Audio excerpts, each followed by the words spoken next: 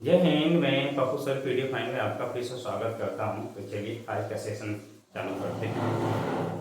Chapter number 4 है विश्वास विचारक और इमारतें। जो आज पाठ जो है वो 6 चलेगा। शायद आज इस चैप्टर का लास्ट सेशन रहेगा, उसके बाद ऑब्जेक्टिव सब्जेक्टिव करा देंगे। तो चलिए देर न करते हुए शुरू करते हैं। विश्वास विचारक और इमारतें, इसमें हमने बौद्ध धर्म के बारे में पढ़ना था, जो हमने पढ़ लिया है। जैन धर्म के बारे में हमें पढ़ना था, तो ये भी हम पढ़ चुके हैं। तो चलिए देर न करते हुए शुरू करते हैं। जैन धर्म में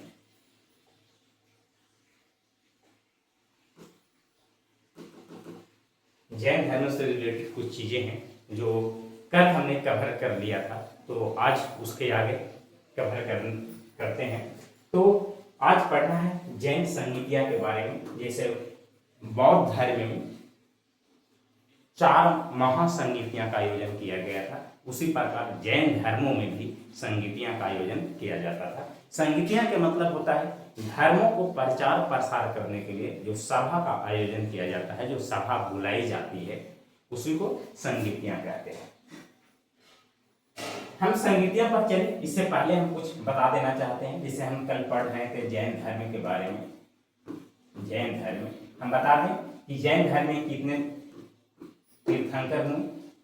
टोटल 24 तीर्थंकर हुए। 24वें तीर्थंकर का नाम था महावीर स्वामी। महावीर स्वामी प्रथम जो थे, प्रथम तीर्थंकर थे, उनको नाम था ऋषभदेव। इन्हीं ही आदिनाथ के नाम से जाना जाता है। एक हैं आदिनाथ। 23वें तीर्थंकर जो थे, उनको नाम था पार्श्वनाथ। जैन धर्म का जो वास्तविक संस्थापक माना जाता है, जैन धर्म का वास्तविक संस्थापक जिन्हें माना जाता है, उनको नाम था महावीर। क्या नाम था? महावीर। अगर महावीर के बारे में अगर मैं बताना चाहूं तो महावीर थे कौन? महावीर का जन्म जो है, महावीर स्वामी के जन्म को लेकर इतिहासकारों का 2 मत है। सभी इतिहासकार अलग अलग इनका डेट ऑफ बर्थ बताते हैं, जन्म बताते हैं।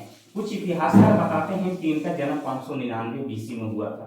कुछ इतिहासकार बताते हैं कि इनका जन्म 540 बीसी में हुआ था। अगर 540 बीसी में इनका जन्म हुआ था तब 72 वर्ष तक ये जिंदा रहे थे। तब 72 वर्ष तक जिंदा रहे थे। ये इनका मृत्यु जो है 468 में हुआ होगा। 468 में इनका क्या हो गया होगा? मृत्यु हो गया होगा। अब अगर 540 में अगर इनका जन्म हुआ है, 540 में जन्म हुआ है तो इनका मृत्यु 468 में हुआ होगा। और अगर इनका जन्म 599 में हुआ होगा तो 72 साल इसमें घटा देंगे तो इनका जो मृत्यु है वो 527 बीसी में हुआ होगा। तो महावीर स्वामी को लेकर अलग अलग इतिहासकारों का अलग अलग कहना है। जन्म को लेकर 2 मतें हैं। कुछ 599 बीसी में कहते हैं, कुछ 527 बीसी में कहते हैं, 540 बीसी में कहते हैं। तो ये कुछ था। महावीर स्वामी के पिताजी का नाम जो था, इनका जन्म पहले जान लेते हैं। इनका जन्म जो है वो वैशाली बिहार में हुआ था। वैशाली बिहार में हुआ था। इनका जो मृत्यु है वो राजगीर में हुआ था।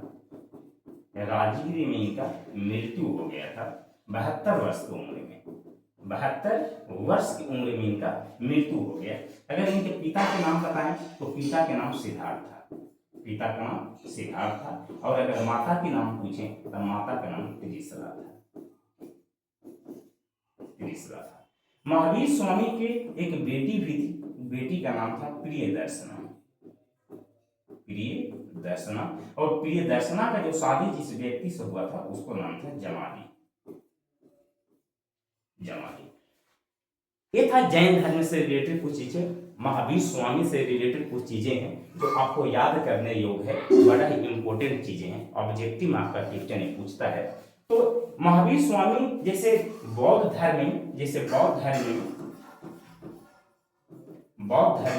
4 महासंगीतियां हुआ था।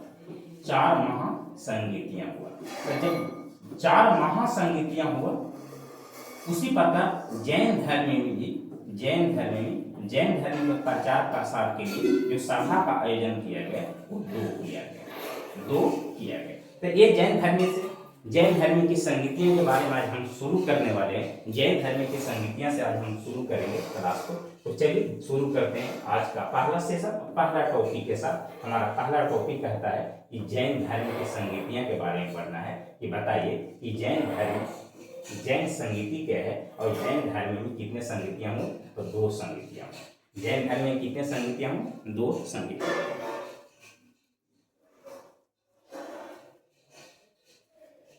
जैन संगीति क्या है? जैन संगीति वही है जो जैन धर्म को बढ़ावा देने के लिए, जैन धर्म को प्रचार प्रसार करने के लिए 2 सभा का आयोजन किया गया था, उसी को जैन संगीतियां कहा जाता है। पहली संगीति कब हुआ? तो पहली संगीति 300 ईसा पूर्व में पाटलिपुत्र में हुई थी और इसकी अध्यक्षता स्थूलभद्र ने किया था। कौन किया था? स्थूलभद्र ने की थी। इस संगीति में जैन धर्म के 12 अंगों का संपादन हुआ था, यानी कि निर्माण हुआ था। इस संगीति में जैन धर्म को 2 भागों में बांट दिया गया था, दिगंबर और श्वेतांबर। सिंपल सी बात, जैन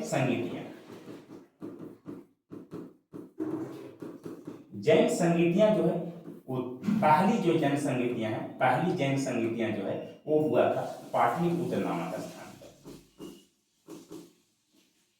पाटलिपुत्र बौद्ध धर्म में याद कीजिए, तब बौद्ध धर्म में पाटलिपुत्र में भी एक संगीतियां हुई थी, जो तीसरा बौद्ध संगीति हुआ था पाटलिपुत्र में। लेकिन जैन संगीतियां, प्रथम जो जैन संगीतियां है पाटलिपुत्र में हुआ था, वो स्थूलभद्र एक राजा था, वो स्थूलभद्र की अध्यक्षता में हुआ था।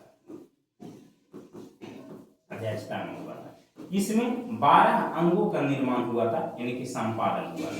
12 अंगों का संपादन हुआ था।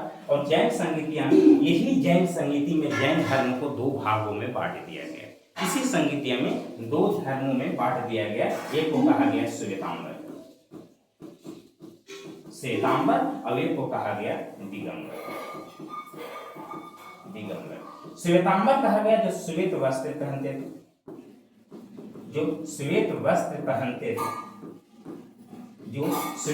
पहनते थे, उसे श्वेतांबर कहा गया, और जो वस्त्र नहीं पहनते थे उसको दिगंबर कहा गया था।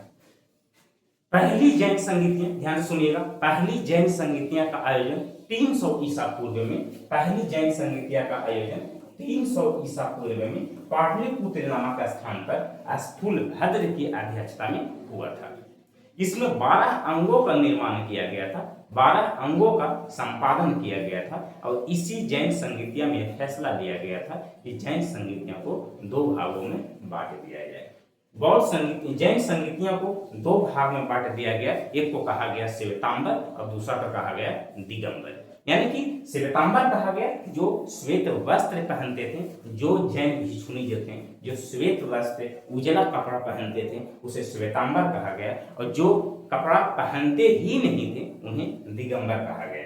दिगंबर जो कहते थे कि मेरा जो वस्त्र है वो चारों दिशाएं हैं, मेरा जो वस्त्र है वो क्या है? चारों दिशाएं हैं। तो दिगंबर वाले जो लोग हैं, दिगंबर इसलिए नहीं पहनते थे तो चारों दिशाओं को अपने आप को वस्त्र मानते थे, इसलिए नहीं पहनते थे श्वेतांबर, दिगंबर लोग। दूसरा बौद्ध संगीति कब है? तो दूसरी संगीति 512 ईस्वी में गुजरात के वल्लभी और उत्तर प्रदेश के मथुरा में हुई थी। अरे जब दूसरी बौद्ध संगीति हुई तो 2 जगह हुआ, गुजरात में भी हुआ, गुजरात के वल्लभी में हुआ, गुजरात में भी हुआ। गुजरात एक शहर है जिसको नाम था वल्लभी, और यूपी का एक शहर है जिसका नाम है मथुरा। अब दोनों कब हुआ? तो ये हुआ था 512 बीसी में। दोनों कब हुआ? 512 बीसी में आयोजन किया गया। और इसका अध्यक्ष जो थे वो नागार्जुन थे। इसका अध्यक्ष कौन थे? नागार्जुन इनका अध्यक्ष थे। इस परिषद का उद्देश्य पवित्र ग्रंथ का संकलन जारी रखना था, यानी पवित्र, इसका जैन संगीतियों, दूसरा जैन संगीति का मुख्य उद्देश्य था कि जैन ग्रंथ, जैन धर्म से रिलेटेड जितना भी ग्रंथ हैं उनका संकलन जारी रहेगा, उसकी प्रचार प्रसार जारी रहेगा, ग्रंथों की छपाई जारी रहेगा। ये बताया गया था कब? दूसरी संगीति में। तो चलिए रिपीट करते हैं। जैन संगीति, जैन धर्म में, जैन धर्म को प्रचार प्रसार करने के लिए, जैन धर्म को बढ़ावा देने के लिए भारत में जैन धर्म का 2 संगीतियां आयोजन किया गया, 2 सभा का आयोजन किया गया। पहली जो संगतियां हैं वो 300 ईसा पूर्व में पाटलिपुत्र नामक स्थान पर, जो अभी वर्तमान में पटना के नाम से जाना जाता है, जो हमारे बिहार में है, तो पहली जो जैन संगतियां हैं वो पाटलिपुत्र नामक स्थान पर 300 बीसी में आयोजन किया गया था। और इसका जो राजा उस समय था जिसकी अध्यक्षता में किया गया वो स्थूल भद्र थे। ठीक है, इसमें प्रथम जैन संगीति में ही जैन को दो भागों में बांट दिया गया। एक तो कहा गया श्वेतांबर और दूसरा को कहा गया दिगंबर। श्वेतांबर कहा गया उसको जो श्वेत वस्त्र पहनते थे, और दिगंबर उसको कहा गया जो वस्त्र ही नहीं पहनते थे। दूसरी बौद्ध संगीतियां, दूसरी जैन संगीतियां क्या हुआ, तो 512 बीसी में होता है और ये दो जगह आयोजन किया जाता है। एक आयोजन किया जाता है गुजरात के वल्लभी में और दूसरा आयोजन किया जाता है गुजरात उत्तर प्रदेश के मथुरा में 512 ईस्वी में।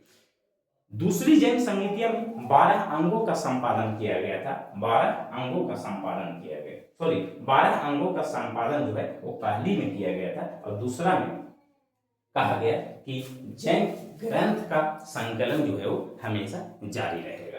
तो ये था जैन संगीतियां। चलिए आगे चलते हैं।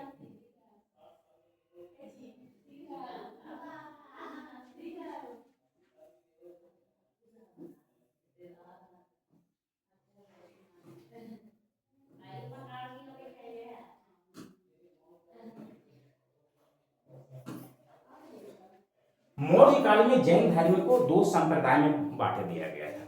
जैन संगीतियां, जिस समय से बौद्ध संगीतियां हुआ, बौद्ध धर्म को प्रचार प्रसार करने के लिए बौद्ध संगीतियां का आयोजन किया गया था, उसी समय जैन धर्म को बढ़ावा देने के लिए जैन संगीतियां का आयोजन किया गया था। लेकिन मौर्य काल में जैन धर्म के दो संप्रदाय बन गए, श्वेतांबर और दिगंबर। यही बताएं, श्वेतांबर कौन लोग थे?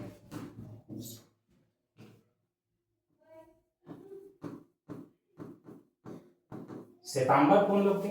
जो श्वेत वस्त्र पहनते थे। दिगंबर कौन लोग थे? जो वस्त्र ही नहीं पहनते थे। तो जैन मौर्य काल के समय में जैन धर्म के दो संप्रदाय बन गए थे, श्वेतांबर और दिगंबर। कहता है कि इन संप्रदायों के मौलिक सिद्धांतों में कोई विशेष अंतर नहीं था। और दोनों के मौलिक सिद्धांत मतलब कि दोनों के नियम कानून सिद्धांतों में ज्यादा अंतर नहीं था और दोनों ही समान रूप से जैन धर्म के सिद्धांतों का समर्थन करते थे।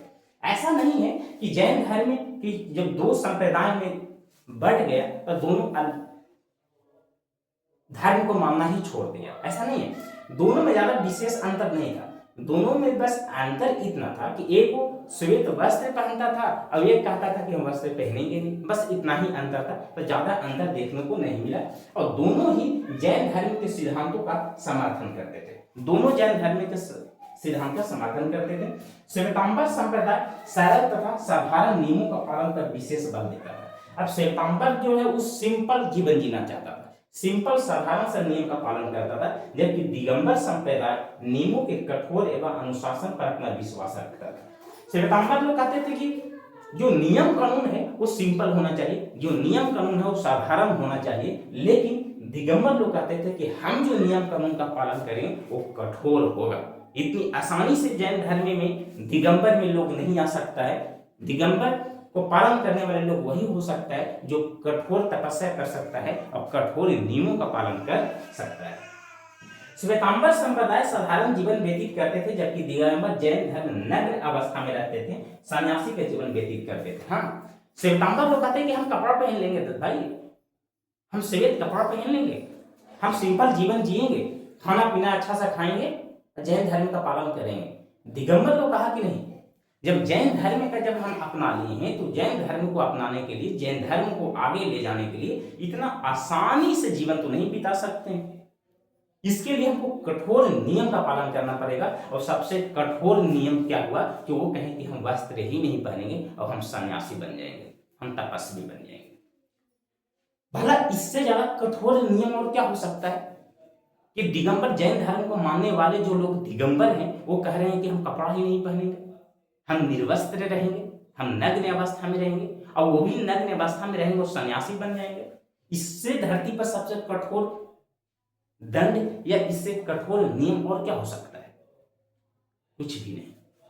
तो दिगंबर लोग कहे कि हम कपड़ा ही नहीं पहनेंगे, हम निर्वस्त्र रहेंगे, हम नग्न अवस्था में रहेंगे और सन्यासी बन जाएंगे। ये था जैन धर्म के दो संप्रदाय, एक श्वेतांबर और एक दिगंबर का नियम। दोनों में ज्यादा खास अंतर नहीं था, दोनों जैन धर्म का पालन करते थे और दोनों जैन धर्म का पालन करते थे, दोनों में ज्यादा अंतर नहीं था। दोनों में सिर्फ एक साधारण अंतर था कि श्वेतांबर लोग वस्त्र पहनते थे, श्वेतांबर लोग जो थे वो सिंपल जीवन जीना चाहते थे, क्योंकि दिगंबर लोग कहा कि हम सिंपल जीवन नहीं बिता सकते हैं, हम कठोर नियम का पालन करेंगे। और कठोर नियम का पालन में ये हुआ तो वो फैसला लिए, दिगंबर वाले फैसला ले लिए कि हम निर्वस्त्र रहेंगे, हम नग्न अवस्था में रहेंगे और हम सन्यासी बन जाएंगे, सन्यासी जीवन व्यतीत करेंगे। चलिए कोई डाउट? चलिए आगे चलते हैं।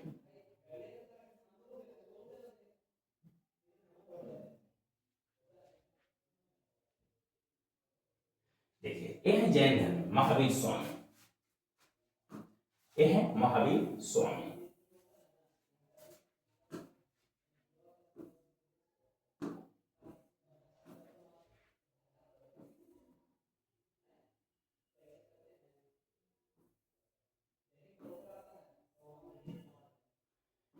चलिए अब जैन धर्म का प्रसार कैसे हुआ, जैन धर्म का प्रचार प्रसार कैसे हुआ, अब इसके बारे में पढ़ते हैं कि जैन धर्म का प्रसार कैसे हुआ।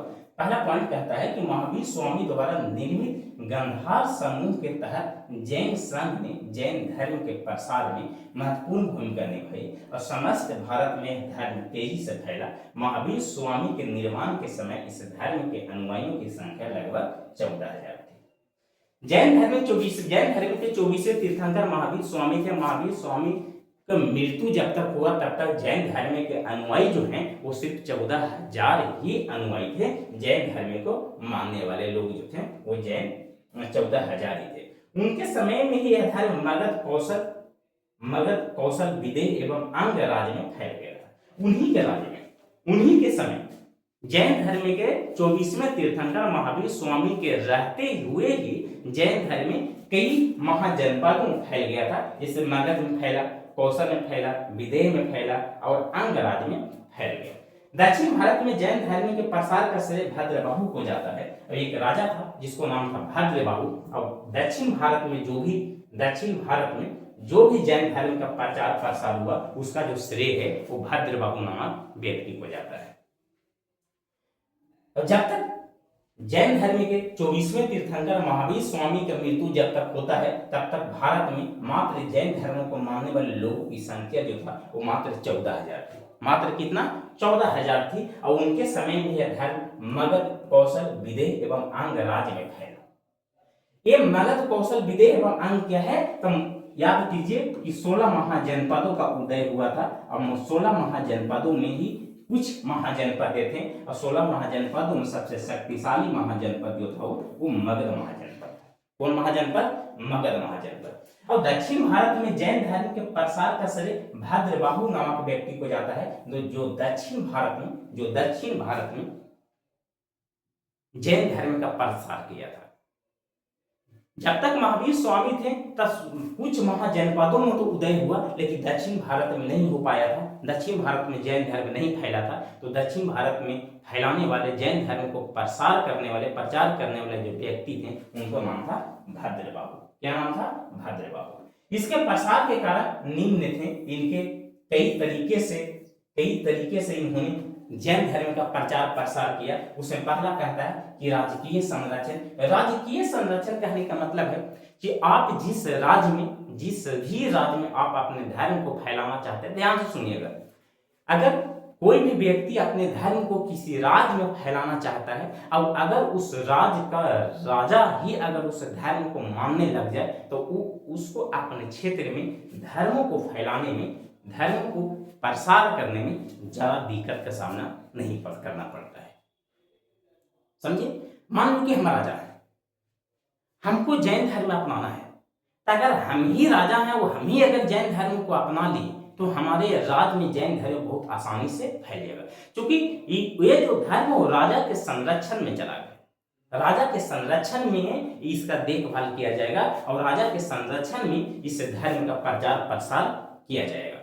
इसलिए अगर कोई राजा अगर किसी धर्म को अपना लेता है तो उसको बहुत आसानी से प्रचार प्रसार हो जाता है। जब राजा ही धर्म को अपना लिया तो उसके प्रजा उसके जनता बहुत आसानी से उस धर्म का अपना लेते हैं। तो राजकीय संरक्षण का मतलब वही हुआ जैसे हर्यक वंश के राजा बिंबिसार, अजातशत्रु और उदयन और मौर्य सम्राट चंद्रगुप्त मौर्य एवं बिंदुसार जैन धर्म के अनुयायी थे। इस प्रकार राजकीय संरक्षण का होना इस धर्म के प्रसार में सहायक हुआ। जब वही बात हुआ जब राजा ही हर्यक वंश का राजा था अजातशत्रु बिंबिसार। चलिए इसके बारे में कुछ हम बताते हैं आपको थोड़ा सा। हर्यक वंश चैप्टर नंबर 2 में पूरा कथन मैं करा दिया हूं। हर्यक वंश का जो पहला राजा था उसका नाम था बिंबिसार। बिंबिसार के बेटा का नाम था अजातशत्रु और अजातशत्रु के जो बेटा का नाम था उसका नाम था उदयन। इन लोग तीनों का किया कि ये जैन धर्म अपनाया। इन लोग तीनों जैन धर्म अपनाया। मौर्य वंश का जो राजा था, मौर्य वंश का जो संस्थापक था वो था चंद्रगुप्त मौर्य। चंद्रगुप्त मौर्य। चंद्रगुप्त मौर्य के बेटा का नाम था बिंदुसार। और बिंदुसार के बेटा का नाम था अशोक। इन लोग तीनों जो है वो जैन धर्म अपनाया। जैन धर्म अपनाया। हालांकि अशोक जीवन के अंतिम क्षण में कलिंग युद्ध के बाद इसने बौद्ध धर्म अपना लिया था, लेकिन बौद्ध धर्म अपनाने से पहले अशोक जैन धर्म का ही अनुयायी था। वो जैन धर्म को ही मानने वाला व्यक्ति था। समझे? तो जब राजा ही अगर किसी धर्म का अनुयायी बन जाए, अगर राजा के संरक्षण में ही अगर कोई धर्म चला जाए तो उस धर्म का प्रचार प्रसार बहुत आसानी से हो जाता है। उसका प्रसार बहुत ही ढंग से कर दिया जाता है, क्योंकि वो धर्म राजा ही अगर मान रहा है, राजा के संरक्षण में ही वो चला गया है। तो ये सब कुछ राजा थे। बिंबिसार था, अजातशत्रु था, उदयन था जो हर्यक वंश का राजा था, और मौर्य वंश का जो राजा था चंद्रगुप्त मौर्य था। इसके बेटा का नाम बिंदुसार था और बिंदुसार के बेटा का नाम अशोक था। इसने जैन धर्म अपनाया और जैन धर्म का प्रचार प्रसार इन्होंने के इसी के संरक्षण में किया गया। हालांकि अशोक अपने जीवन के अंतिम क्षणों में कलिंग युद्ध के बाद, यानी कि कलिंग 261 बीसी में हुआ था, तो कलिंग युद्ध के बाद इसने बौद्ध धर्म को अपना लिया था। बौद्ध धर्म को अपना लिया था। तो राजकीय संरक्षण में बौद्ध धर्म का उदय, बौद्ध धर्म का प्रचार प्रसार बहुत अच्छे तरीके से हुआ था। चलिए आगे चलते हैं।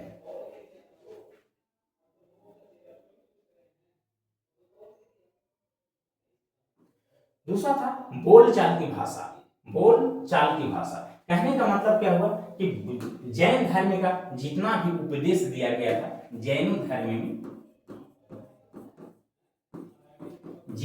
में जितना सारा उपदेश दिया गया था, जैन धर्म का उपदेश जो था वो प्राकृत भाषा में था। प्राकृत भाषा का मतलब होता है आम भाषा, जो बोलचाल की भाषा होता है। तो जैन धर्म का जो प्रचार प्रसार है, जो उपदेश है, वो प्राकृत भाषा में दिया गया था। प्राकृत भाषा का मतलब होता है क्या? प्राकृत भाषा का मतलब होता है कि बोलचाल की भाषा, जो हम लोग आम आदमी एक दूसरे से बातें करते हैं, उस भाषा में इसका उपदेश दिया गया था। अगर बौद्ध धर्म का याद करें तो बौद्ध धर्म का जो प्रचार प्रसार है वो पाली भाषा में दिया गया था। पाली भाषा में दिया गया। बौद्ध धर्म का प्रचार प्रसार जो उपदेश है पाली भाषा में दिया गया था, लेकिन जैन धर्म का जो उपदेश है वो प्राकृत भाषा में दिया गया। प्राकृत भाषा के कहते हैं आम लोग जो है वो बोलचाल की भाषा,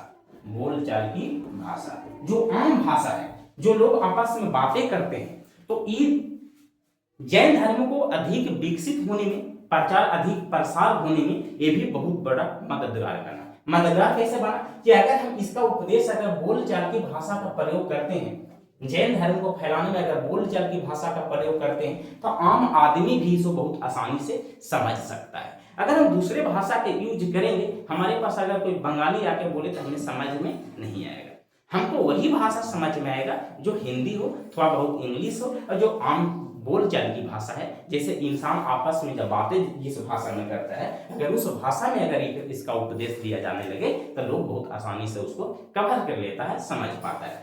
तो जैन धर्म का प्रचार में प्रसार को बढ़ावा देने के लिए बोलचाल की भाषा का प्रयोग किया गया, यानी कि प्राकृत भाषा का प्रयोग किया गया था। चलिए, बोलचाल की भाषा में क्या कहा गया कि इस धर्म के सिद्धांत साधारण बोलचाल की भाषा यानी कि प्राकृत भाषा में लिखे गए और इससे जनता इनकी ओर आकर्षित हुई। यानी कि कहने का मतलब कि जब बोलचाल की भाषा में जब दिया गया ना, तो सामने वालों को पूरा समझ में आया, सामने वाले व्यक्ति पूरा समझ पाया कि जैन धर्म में है क्या और इसमें क्या क्या चीजें हैं। क्योंकि वो जो भाषा, जिस भाषा में उसको समझाया जा रहा है, जिस भाषा में उसको बताया जा रहा है, वो बहुत आसानी से उसको पकड़ ले रहा है, बहुत आसानी से उसको समझ पा रहा है। तो जब लोग जब कनेक्ट करते हैं लोगों से ना, तो उसकी ओर आकर्षित होते हैं। अब कनेक्ट करने का मतलब क्या है? अगर एक दूसरे व्यक्ति को, अगर हमको किसी से अगर कनेक्ट करना है, तो सबसे पहले हम ऐसी भाषा का प्रयोग करेंगे जो हम मेरी भाषा को समझ सके, मेरी बातों को समझ सके। अब बातों को अगर समझ लेगा तो मेरी ओर अट्रैक्ट हो जाएगा, मेरी ओर वो आकर्षित हो जाएगा। तो जैन धर्म को प्रचार प्रसार में भी यही किया गया था। जैन मुनि साधारण भाषा में उपदेश देते थे। जितना भी जैन मुनि हुए, जैन धर्म को मानने वाले जितना भी व्यक्ति हुए जो जैन मुनि कहलाए, वो जब भी जहां भी उपदेश देते थे आम भाषा में ही देते थे, प्राकृत भाषा में ही उसका उपदेश देते थे। चलिए, दूसरा कहता है कि सामाजिक असमानता। सामाजिक समानता क्या है?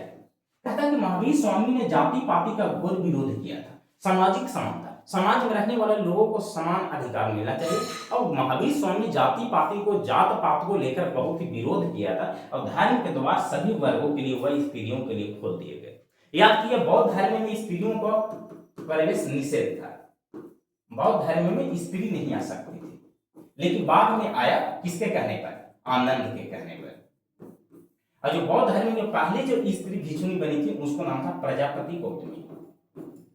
प्रजापति गौतमी। जैन धर्म में महावीर स्वामी जात पात से ऊपर उठकर स्त्रियों को, सभी जाति वर्गों के लिए द्वार खोल दिया, ताकि जो भी व्यक्ति है, जो भी महिला है, स्त्री है, जो जैन धर्म को अपनाना चाहती है वो आ सकती है और इसमें इसका प्रचार प्रसार कर सकती है। फलतः सब जन साधारण इस धर्म की ओर आकर्षित होने लगा। सबसे पहली बात कि जैन धर्म को प्रसार के लिए राजा के संरक्षण मिला। राजा के संरक्षण के बाद दूसरा जो कहा गया, इसका जो बोलचाल की भाषा का प्रयोग किया गया, बोलचाल की भाषा में उपदेश दिया जाने लगा। दूसरा था कि सामाजिक समानता है। सामाजिक समानता के मतलब कि जात पात से ऊपर उठकर महिलाओं को भी इस संघ में आने का अनुमति मिल गई, सभी जाति वर्गों के लोगों को इसमें आने की अनुमति मिल गई। इसको कहा जाता है बोलचाल की भाषा में जैन धर्म का प्रचार प्रसार किया गया था।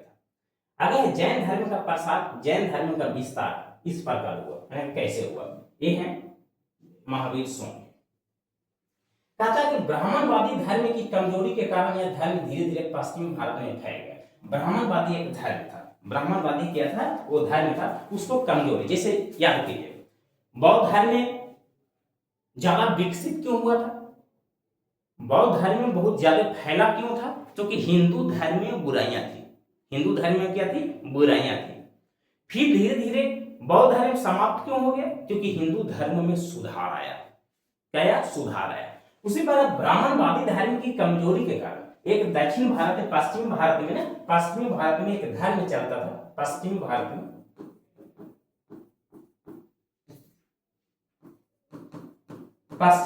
में एक धर्म था, उसको नाम था ब्राह्मणवादी। अब ब्राह्मणवादी के कमजोरी के कारण, कुछ अवगुण के कारण, कुछ समस्या के कारण वो धीरे धीरे समाप्त हो गया और इसके जगह पर ब्राह्मणवादी धर्म के जगह पर जैन धर्म फैल गया। मगध में अकाल के कारण दक्षिण भारत में जैन धर्म का प्रसार हुआ। अब मगध महाजनपद, सबसे बड़ी महाजनपद का नाम था मगध महाजनपद। अब मगध महाजनपद में अकाल हो गया। क्या हुआ? अकाल, जिसके कारण दक्षिण भारत लोग भागे और दक्षिण भारत में जैन धर्म का प्रचार प्रसार शुरू हो गया। 11वीं सदी के आसपास चालुक्य वंश के राजा सिद्धराज और उनके पुत्र कुमारपाल ने जैन धर्म को राजधर्म घोषित कर दिया। अब 11वीं सदी की बात करते हैं। 11वीं सदी में चालुक्य वंश का शासन चल रहा था दक्षिण भारत में, चालुक्य वंश का। और चालुक्य वंश के जो राजा था उसका नाम था सिद्धराज, और उनके जो बेटा था, बेटा का नाम था कुमारपाल। इन्होंने क्या किया कि जैन धर्म को अपनाया, जैन धर्म का प्रचार प्रसार किया, और जैन धर्म का प्रचार प्रसार करने के लिए अपने राज्य का राजकीय धर्म घोषित कर दिया। किसको? जैन धर्म को। चलिए, हमको लगता है कुछ छोटा, इसको बड़ा करते हैं। मुझे लगता है कि अब दिखाई दे रहा होगा। तो चालुक्य वंश के राजा सिद्धराज और उनके पुत्र कुमारपाल ने जैन धर्म को राजधर्म घोषित कर दिया और गुजरात में इसका व्यापक प्रचार प्रसार किया। सबसे पहले चालुक्य वंश के राजा जैन धर्म को अपनाते हैं। जैन धर्म को अपनाने के बाद एक राजा था सिद्धराज, उनके पुत्र का नाम था कुमारपाल। दोनों ने जैन धर्म को अपनाया और अपने ही राज को राजकीय धर्म घोषित कर दिया, और गुजरात में दक्षिण भारत के गुजरात में इसका व्यापक प्रचार प्रसार किया। अगर तक महान मौर्य सम्राट, महान मौर्य राजा चंद्रगुप्त मौर्य अपने अंतिम वर्षों के दौरान जैन तपस्वी बन गए और कर्नाटक में जैन धर्म को बढ़ावा दिया। महावीर स्वामी के द्वारा चालू किया गया मौर्य राजा चंद्रगुप्त मौर्य वंश का संस्थापक कौन था? चंद्रगुप्त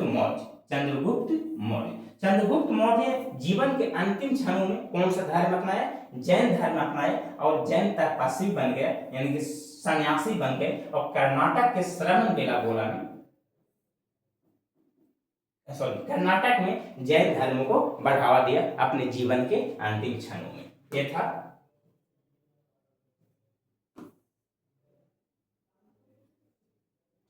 आगे लोक परंपरा क्या होती है? लोक परंपरा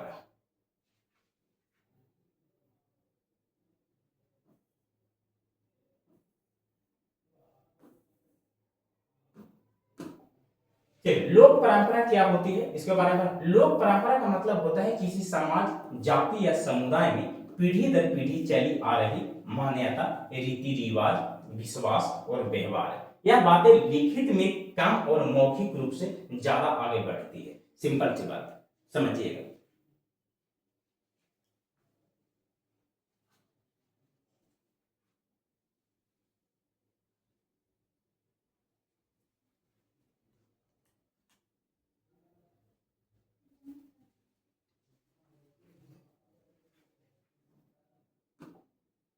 जैसे देखिएगा, लोक परंपरा क्या होती है? लोक परंपरा का मतलब होता है कि बहुत पुरानी एक ऐसी परंपरा जो बहुत पुराने समय से चलती आ रही है, बहुत पुराने समय से। लोक परंपरा का मतलब होता है एक ऐसी रीति रिवाज, एक ऐसी परंपरा जो बहुत पुरानी है, ऐसी रीति रिवाज, ऐसी परंपरा जो बहुत ज्यादा पुरानी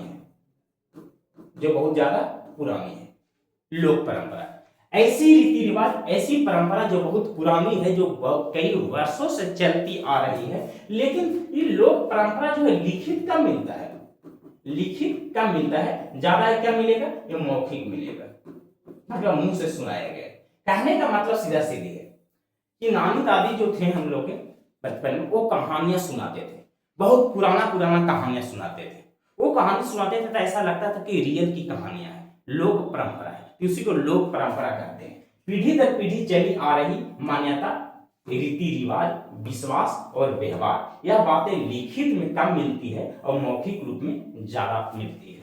इसी को कहते हैं लोक परंपरा, जो ऐसी रीति रिवाज, ऐसे विश्वास, ऐसी मान्यताएं जो बहुत पुरानी है। जैसे कहता है कि दादा दादी नानी की कहानी, तीज त्योहार, लोक रीति रिवाज, जो दादा दादी जो कहानियां सुनाते थे, जो कहानी जो होता था वो सुनने के बाद लगता था कि रियल की कहानियां हैं, जो रियल घटनाएं घटी है, इसी को लोक परंपरा कहते हैं। चलिए आगे चलते हैं।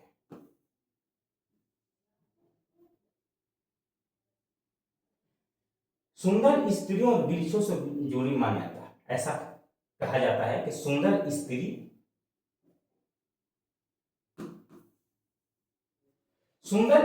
और वृक्षों से जुड़ी मान्यता, ऐसा कहा जाता है कि लोक परंपरा यही तो है कि कहानियां में मिली है या रियल कहानियां हैं। ऐसा माना जाता है कि लोक परंपरा में कहानी मिलता था, कहा जाता था कि जो सुंदर स्त्री होती है, जो सुंदर लड़कियां होती है, वो किसी एक पेड़ पौधा को अगर छू लेती थी तो उसमें फल और फूल लग जाते थे।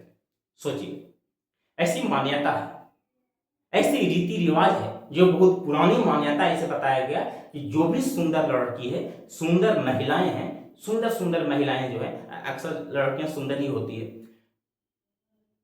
वो अगर किसी पेड़ पौधा को छू जाती थी, छू लेती थी उसको, पत्तियां का टहनियां को, तो उसे फल और फूल लग जाते थे। ऐसी सुंदर स्त्रियों से जुड़ी मान्यता प्राप्त है। कहता कि लोक परंपरा में एक मान्यता थी कि, अब लोक परंपरा में एक ऐसी मान्यता थी कि जब सुंदर और शुभ स्त्रियां किसी वृक्ष को छूती थी तो उस वृक्ष में फूल और फल लग जाते थे।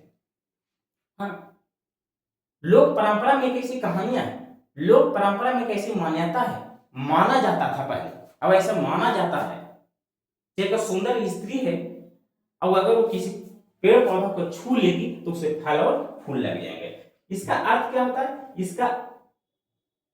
इसका अर्थ यह नहीं है कि ऐसा वैज्ञानिक रूप से होता था, ऐसा ये नहीं है कि इसका वैज्ञानिक रूप से होता था, बल्कि यह मान्यता स्त्री को शुभ, सौंदर्य, उर्वरता का प्रतीक मानते थे। ऐसा इसलिए कि वैज्ञानिक तरीके से नहीं होता है, ऐसा माना जाता है कि जो महिला एक काम कर देगी, जो शुभ महिला है, और फल फूल लग जाएगा तो उस स्त्री को, उस लड़की को शुभ माना जाता था। आई कहा था कि वृक्ष भी जीवन और प्रकृति का प्रतीक है, वृक्ष भी जो है वो जीवन और प्रकृति का प्रतीक है, इसलिए यह मान्यता प्रकृति और नारी की पवित्रता और रचनात्मक को जोड़ती है। हाँ, वृक्ष जो है उसमें भी जीवन है, अभी प्रकृति का ही देन है, इंसान है वो भी प्रकृति का ही देन है। और अगर कोई सुंदर स्त्री अगर किसी पेड़ को छू लेती थी और छूने के बाद अगर उसमें फल और फूल अगर लग जाते थे तो ऐसा माना जाता था कि वो स्त्री, वो लड़की जो है वो शुभ है, पवित्र है, ऐसा लोक परंपरा के अनुसार माना जाता था। जो जिस लड़की को छूने के बाद फल और फूल नहीं मिलता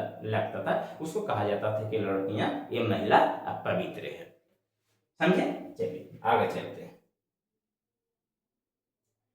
आगे था कि गज लक्ष्मी कौन थी? गज लक्ष्मी कौन थी? गज लक्ष्मी जो है वो लक्ष्मी माता को कहा गया है,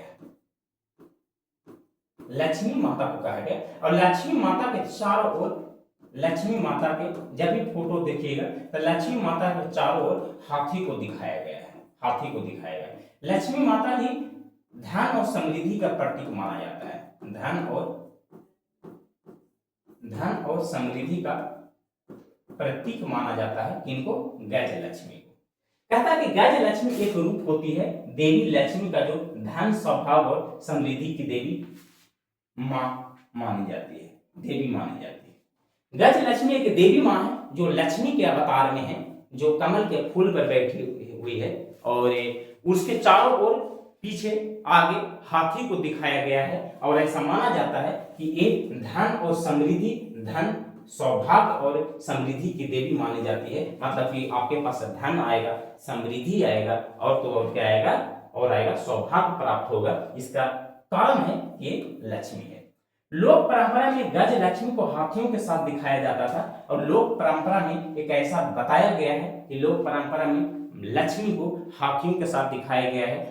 फोटो अगर आप देखिएगा लक्ष्मी माँ के, तो लक्ष्मी माँ के पीछे हाथियों का चित्र बनाया होता है, हाथियों को दिखाया गया था, जो उनके राजसी वैभव और सम्मान का प्रतीक है। और ऐसा माना जाता है कि हाथी जो है वो राजसी वैभव का प्रतीक है लक्ष्मी का।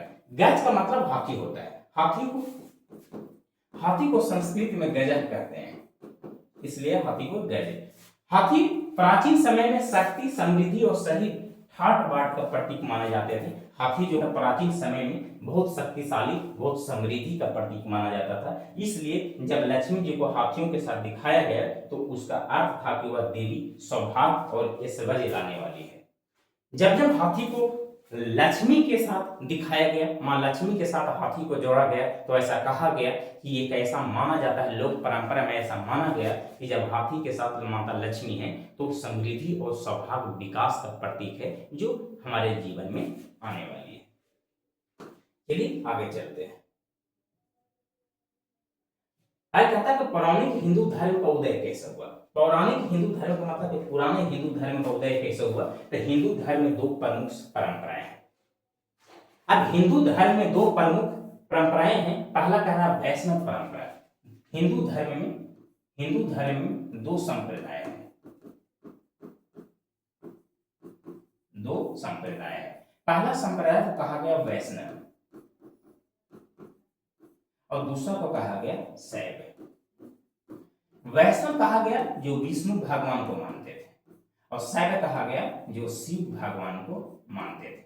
असली में जो विष्णु भगवान थे वो विष्णु भगवान के 10 अवतार बताया गया। कितने अवतार बताया गया?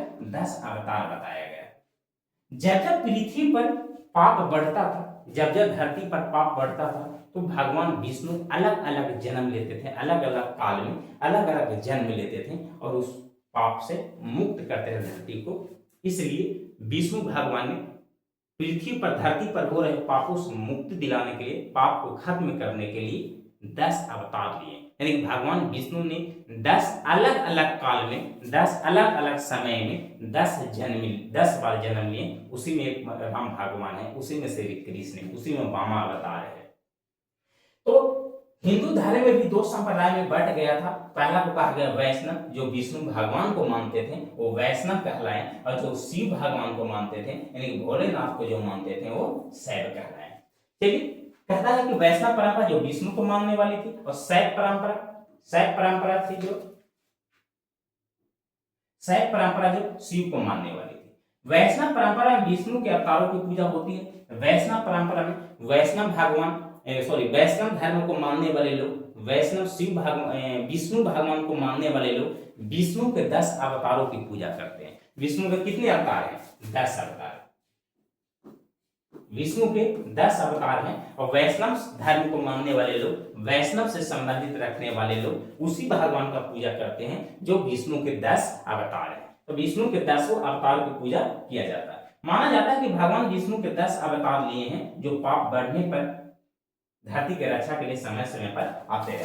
अभी बताएं कि जब धरती पर पाप बढ़ता था तो उस पाप से मुक्ति दिलाने के लिए भगवान विष्णु ने अलग अलग काल में अलग अलग जन्म लिए और अलग अलग रूपों में जन्म लिए। उस समय महिलाओं शूद्रों को वेद पढ़ने की अनुमति नहीं थी और उस समय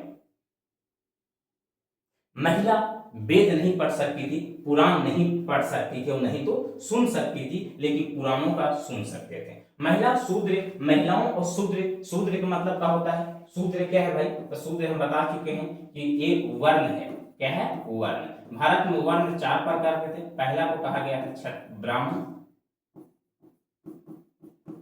ब्राह्मण, दूसरा कहा गया था क्षत्रिय, तीसरा कहा गया था वैश्य और चौथा जो था वो शूद्र था। सबसे नीची जाति किसको माना जाता था? शूद्र को माना जाता था। तो उस समय महिलाओं और शूद्र को वेद पढ़ने की अनुमति नहीं थी, लेकिन वो पुराण को सुन सकती थी, पढ़ नहीं सकती थी, वो सिर्फ सुन सकती थी। तो ये था पौराणिक हिंदू धर्म का उदय। याद कीजिएगा, पौराणिक हिंदू धर्म का उदय जो है वो 2 भागों में बट गया था। हिंदू धर्म का 2 संप्रदाय था। पहला को कहा गया वैष्णव संप्रदाय, दूसरा को कहा गया शैव संप्रदाय। वैष्णव परंपरा में जो विष्णु को मानते थे वो वैष्णव परंपरा कहलाए और जो शिव भगवान को मानते थे वो शैव परंपरा कहलाए। वैष्णव परंपरा में विष्णु के 10 अवतारों की पूजा की जाती है। वैष्णव परंपरा में विष्णु भगवान के 10 अवतारों की पूजा की जाती है और 10 अवतार जब जब धरती पर पाप बढ़ा तो पाप से मुक्ति दिलाने के लिए भगवान विष्णु ने अलग अलग समय में 10 अवतार लिए हैं। उस समय महिलाओं और शूद्रों को वेद पढ़ने की अनुमति नहीं थी। उस समय महिला वेद नहीं पढ़ सकती थी, लेकिन वह पुराणों को सुन सकती थी। सिर्फ सुन सकती है, पढ़ नहीं सकती थी। चलिए आगे चलते हैं। मंदिरों का निर्माण कैसे हुआ? अब भाई मंदिर का निर्माण तो होगा जब हिंदू धर्म में मान्यता के अनुसार, जब हिंदू धर्म में अपने अपने भगवान को जब मानने लगे तो मंदिर का निर्माण तो होगा ही। हर धर्म में हुआ, बौद्ध धर्म में भी हुआ, जैन धर्म में भी जिनालय का निर्माण हुआ, मुस्लिमों में मस्जिद का निर्माण हो जाता है, गिरजा घर का हो जाता है, तो हिंदू में भी मंदिर का निर्माण होना चाहिए। कहता है सांची का स्तूप के साथ साथ मूर्ति के रख रखाव के लिए मंदिर भी बनाए जाने लगे थे। अब सांची का स्तूप बना, स्तूप को उसको कहते हैं जो किसी व्यक्ति के से रिलेटेड किसी वस्तु को जमीन में या उसके शरीर के कुछ अंग को जमीन में रखकर उसके ऊपर जो बनाया जाता है उसको स्तूप कहते हैं। तो जब सांची का स्तूप बन रहा था उसी समय मूर्ति को रखने के लिए, मूर्ति पूजा करने के लिए, किसी भगवान को पूजा करने के लिए मंदिर का निर्माण किया जाने लगा। प्रारंभ में मंदिर एक चौकोर कमरे के रूप में बनाया जाता था जिन्हें गर्भगृह कहा जाता था। ऐसी चौकोर चारों तरफ से दीवार से घेर दिया जाता था और उसको मंदिर बना दिया जाता था। सभी मंदिरों में एक द्वार होता था जिसे लोग अंदर प्रवेश करते। द्वार तो होगा भाई, दरवाजा तो होगा, या मंदिर में दरवाजा ही नहीं रहेगा तो दरवाजा लोग अंदर पूजा करने कैसे जाएगा। मंदिरों में मूर्तियों की पूजा होती थी, ऑफ कोर्स, और किसका होगा, मंदिरों में मूर्ति का ही तो पूजा होगा और किसका पूजा होगा। मंदिर की दीवारों पर चित्र उत्कीर्ण किए जाते थे और कृत्रिम गुफाएं भी बनाए जाते थे। मंदिर की दीवारों पर जिस भगवान का मंदिर है उस भगवान से रिलेटेड दीवारों पर चित्र बनाया जाता था और उसमें एक कृत्रिम गुफा भी बनाया जाता था। सबसे प्राचीन कृत्रिम गुफा अशोक के आदेश पर आजीवन संप्रदाय के संतों के लिए बनाई गई थी। सबसे पहले जो कृत्रिम गुफा है वो अशोक के कहने पर आजीवक संप्रदाय के लोगों को रहने के लिए बनाया गया था। आजीवक संप्रदाय, अशोक के कहने पर पहला कृत्रिम गुफा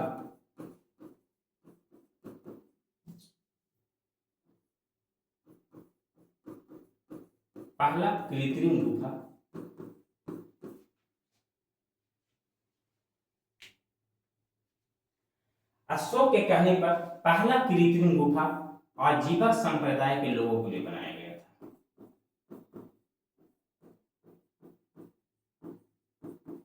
आजीवक संप्रदाय के लोगों के लिए बनाया गया था। अशोक के कहने पर ही अशोक के द्वारा बनवाया गया था कृत्रिम गुफा जो आजीवक संप्रदाय के लोगों के लिए था। चलिए आगे चलते हैं।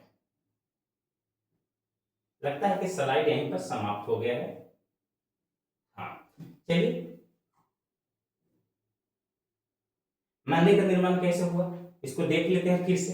पौराणिक हिंदू धर्म का उदय कैसे हुआ। तो हिंदू धर्म में जो परंपरा में बट गया था, वैष्णव परंपरा और शैव परंपरा।